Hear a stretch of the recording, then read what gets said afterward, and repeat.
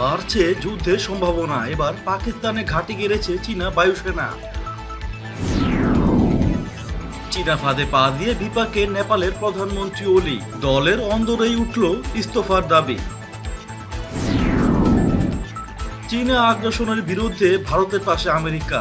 যুদ্ধ প্রস্তুতি শুরু মার্কিন সেনার। আকসায় চীনে অভিযান চালাতে রণপ্রস্তুতি ভারতের। হংকং নিয়ে চীনকে কড়া বার্তা জাতিসংঘের। চাপে জিনপিং প্রশাসন। পরমাণু অস্ত্র দিয়ে পরমাণু অস্ত্রের জবাব দেওয়া ছাড়া উপায় নেই, বলল উত্তর কোরিয়া। যুক্তরাষ্ট্র নিজেই সন্ত্রাসী গোষ্ঠী, আইএসের পৃষ্ঠপোষক, বলল পাকিস্তান। ইরান সমর্থিত গোষ্ঠীর ঘাঁটিতে ইরাকের অভিযান। এবার ডিবিও সড়ক দখলের লক্ষ্য চীনের, রুখতে বিপুল সেনা মোতায়েন ভারতে। কাশ্মীরে নিরাপত্তা অভিযানে 6 বছরের শিশুসহ নিহত 5। ইরানের বিরুদ্ধে নিষেধাজ্ঞা আরোপে আমরা প্রতিশ্রুতিবদ্ধ, বলল আমেরিকা। মিশরকে লিবিয়া ফিরতে অভিমুখে অভিযান চলবে। সীমান্তে চীনের বিপুল সেনা মোতায়েন চুক্তি লঙ্ঘন, বলছে ভারত। এবং সবশেষে থাকছে করোনা ইস্যুতে একসঙ্গে কাজ করবে আমিরাত ও ইসরায়েল। লাদাখ নিয়ে কূটনৈতিক স্তরে আলোচনা চললেও লাগাতার বাড়ছে যুদ্ধের সম্ভাবনা। আগ্রাসনের পর থেকে যে সরছে না চীন তা স্পষ্ট করে এবার পাকিস্তানে দেখা গেল চীনা বায়ুসেনার তৎপরতা। পরিস্থিতির দিকে নজর রেখে তৈরি ভারত। সূত্রের খবর, পাকিস্তানের 3টি বিমান ঘাঁটিতে মোতায়েন রয়েছে পিপলস লিবারেশন আর্মি এয়ারফোর্স এর চীনা বায়ুসেনা যুদ্ধ বিমান। শুধু তাই নয়, কান্দানওয়ারি, রহিম জার খান ও শুক্কুর বিমান ঘাঁটিতে মজুত রয়েছে লাল ফৌজের কয়েকশো জওয়ান। জানা গেছে পাক বিমান ঘাঁটিগুলো চীনের প্রায় 20টি JF-17, J-20 সহ অন্য বিমান রয়েছে।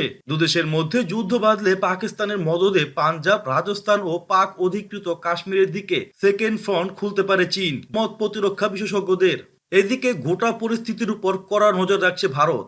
চীন ও পাকিস্তানের সঙ্গে 2 ফ্রন্টে লড়াইয়ের জন্য প্রস্তুত ভারতীয় বায়ুসেনা। তবুও কোনো ঝুঁকি না নিয়ে সামরিক শক্তি বাড়াতে রাশিয়ার কাছ থেকে 9K-38 ইগলা মিসাইলের দ্রুত আমদানি করতে চলেছে ভারত। জমি থেকে আকাশে আঘাত হানতে সক্ষম এই মিসাইলটিতে ইনফ্রারেড রয়েছে। এর মদতে ভারতীয় আকাশ সীমায় ঢুকলে চীনা ও পাকিস্তানি যুদ্ধ বিমানকে সহজেই ধারাশায়ী করতে পারবে ভারতীয় ফৌজ। শুধু তাই নয়, লাদাখে লাগাতার টহল দিচ্ছে ভারতীয় বায়ুসেনা সুখোই 30 যুদ্ধ বিমান। দেশের নয়া মানচিত্র নিয়ে ভারতের সঙ্গে সংঘাতের মধ্যেই নেপালের ক্ষমতাসীন কমিউনিস্ট পার্টির অন্দরে চরম বিবাদের সৃষ্টি হয়েছে। দলের অন্দরেই সরকার বিরোধী সুর শোনা যাচ্ছে। এমনকি দলের নেতাদের অনেকেই নেপালের প্রধানমন্ত্রী কেপি শর্মা ওলির পদত্যাগের দাবি করেছেন। এর মধ্যে পুষ্পকমল দাহালের নাম সবার আগে। ক্রমেই বেড়ে চলেছে চীনা আগ্রাসন, তাতেই মুখ ভার হচ্ছে আমেরিকার। ভারত চীন প্রকৃত নিয়ন্ত্রণ রেখায় ঘটে যাওয়া সাম্প্রতিক সংঘর্ষকে মোটেও ভালো চোখে দেখছে না মার্কিন যুক্তরাষ্ট্র। তাই দেরি না করেই এশিয়ার দেশগুলিতে মার্কিন সেনাকে প্রস্তুত করে রাখতে চায় আমেরিকা। ফলে ইউরোপের দেশগুলি থেকে কমছে মার্কিন সেনার সংখ্যা। সীমান্ত সংঘর্ষ নিয়ে ভারত চীনের মধ্যে বৈঠক চলছে দফায় দফায়, কিন্তু সমাধান সূত্র এখনো অধরা। 15ই জুনের পর থেকে ইন্দো চীন 2 দেশে আলোচনার মাধ্যমে সমঝোতার প্রসঙ্গ তুলে ধরলেও বাস্তবে তার কোনো ইঙ্গিতই মিলছে না। নিজের অবস্থানে অনড় থাকছে চীন। অপরদিকে চীনের এই আগ্রাসী মনোভাবকে মোটেই মেনে নিতে পারছে না আমেরিকা। বৃহস্পতিবার ব্রাসেলসের এক ভিডিও বৈঠকে মার্কিন যুক্তরাষ্ট্রের পররাষ্ট্রমন্ত্রী মাইক পম্পেও জানান, ভারত, মালয়েশিয়া, ইন্দোনেশিয়া এবং ফিলিপিন্সের মতো এশীয় দেশগুলির উপর যেভাবে রণংদেহী মনোভাব নিয়েছে চীন তা যথেষ্ট উদ্বেগের। তবে প্রশ্ন ছিল, ইউরোপ থেকে কেন মার্কিন সেনাকে সরিয়ে নিচ্ছে আমেরিকা? সেই প্রশ্নের জবাবে মার্কিন পররাষ্ট্রমন্ত্রী বলেন, বর্তমানে যেখানে বেশি প্রয়োজন সেখানেই সেনা মোতায়েন করা হচ্ছে। সংঘাত ও সীমান্তে চরম উত্তেজনার মধ্যেই আকসাই চীন দখলমুক্ত করতে প্রস্তুতি নিচ্ছে ভারতীয় সেনাবাহিনী। 1962 সালে যুদ্ধের পর প্রায় 38,000 বর্গ কিলোমিটার অংশ জুড়ে বিস্তৃত এই অঞ্চলটি দখল করে নেয় চীন। প্রকৃত নিয়ন্ত্রণ রেখায় চীনের সেনা সমারোহ বাড়ার সঙ্গে ভারতও সমরসজ্জা শুরু করে দিয়েছে। সেনাবাহিনীর 3টি ডিভিশনকে মোতায়েন করে শক্তি বাড়িয়েছে তারা। সবচেয়ে শক্তিশালী T-19 ভীষ্ম ট্যাঙ্কও কদিন হলো নিয়ে আসা হয়েছে সেখানে। 1962-র সংঘর্ষের সময় লাদাখ সীমান্তে ভারতের একটি মাত্র ব্রিগেড সেখানে ছিল। 2000 জওয়ান ছিল ওই ব্রিগেডে। বর্তমানে লাদাখের সুরক্ষায় 3টি বিভাগের 45,000 ভারতীয় সেনা মোতায়েন রয়েছে। চীনের কাছে এই অঞ্চলের গুরুত্ব, প্রথমত চীনকে জিনজিয়াং এবং তিব্বতের সঙ্গে সংযুক্ত করে এই অঞ্চল, দ্বিতীয়ত মধ্য এশিয়ার সর্বোচ্চ স্থান, তৃতীয়ত এর উচ্চতার কারণে কৌশলগতভাবে তাৎপর্যপূর্ণ, এবং চতুর্থ এখান থেকে চীনের সামরিক বাহিনী ভারতের দিকে নজর রাখতে পারে। আগ্রাসী মনোভাবের জন্য আন্তর্জাতিক মঞ্চে বিচ্ছিন্ন হয়ে পড়েছে চীন। এবার বেইজিং এর উপর আরো চাপ বাড়িয়ে মৌলিক অধিকার ও ব্যক্তি স্বাধীনতা লঙ্ঘনের অভিযোগ নিয়ে তোপ দাগালো জাতিসংঘ। শুক্রবার United Nation High Commissioner for Human Rights এর দপ্তর কড়া ভাষায় বেইজিং এর সমালোচনা করে, বিশেষ করে হংকংয়ে শি জিনপিং প্রশাসনের দমন নীতি নিয়ে সরব হয় আন্তর্জাতিক সংস্থাটি।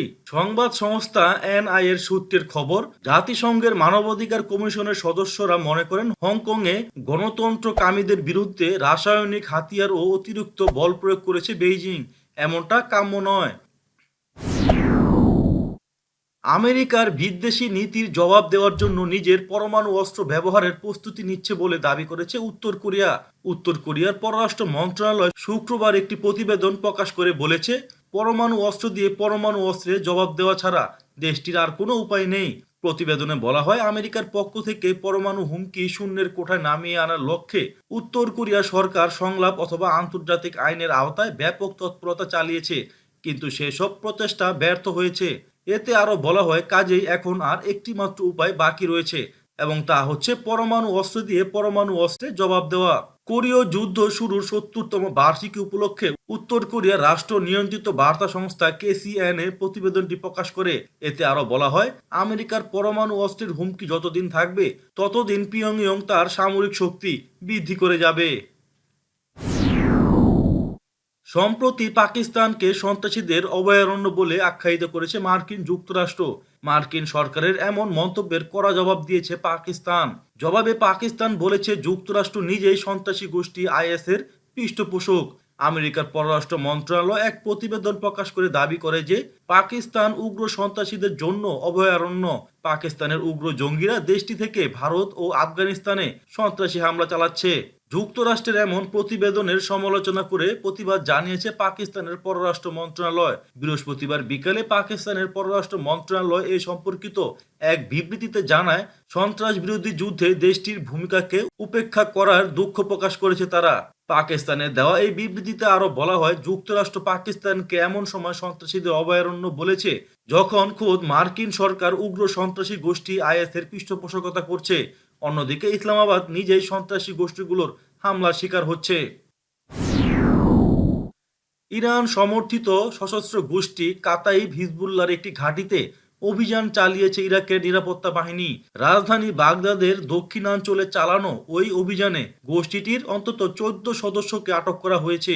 বৃহস্পতিবার গভীর রাতে এই অভিযান চালানো হয় বলে খবর দিয়েছে কাতার ভিত্তিক সংবাদ মাধ্যম আল জাজিরা।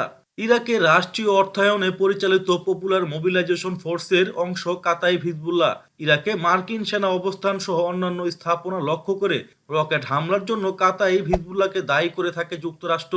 তবে ইরান সমর্থিত এই গোষ্ঠীটির বিরুদ্ধে বড় ধরনের কোনো ব্যবস্থা নেওয়ার ঘটনা এই প্রথম।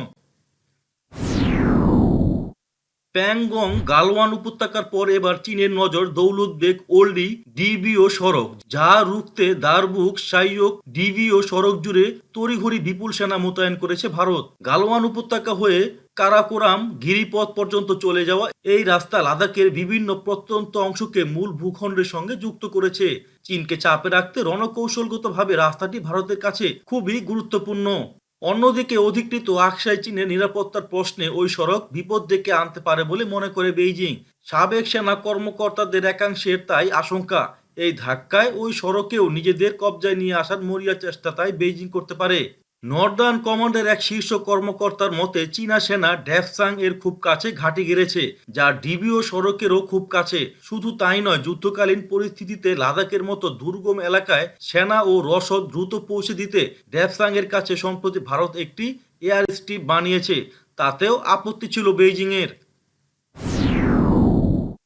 ভারত নিয়ন্ত্রিত কাশ্মীরে নিরাপত্তা বাহিনীর অভিযানে 6 বছরের এক শিশুসহ অন্তত 5 জন নিহত হয়েছে।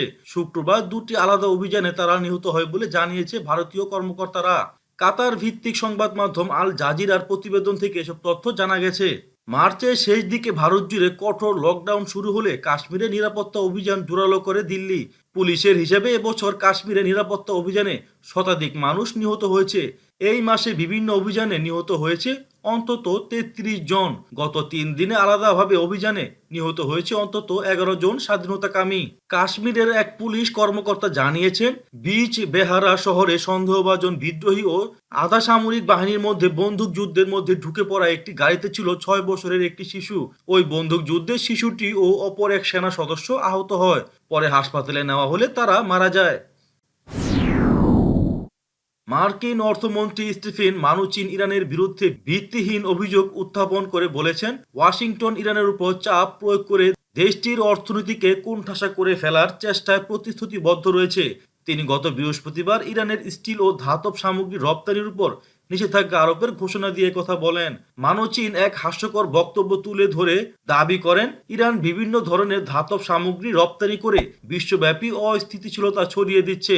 এছাড়া মার্কিন পররাষ্ট্রমন্ত্রী মাইক পম্পেও ইরানের বিরুদ্ধে ট্রাম্প প্রশাসনের সর্বোচ্চ চাপ প্রয়োগের নীতি সমর্থন করে আবারও বলেন, ওয়াশিংটন পশ্চিম এশিয়ায় ইরান বিরোধী বৃহৎ জোট গঠন করেছে।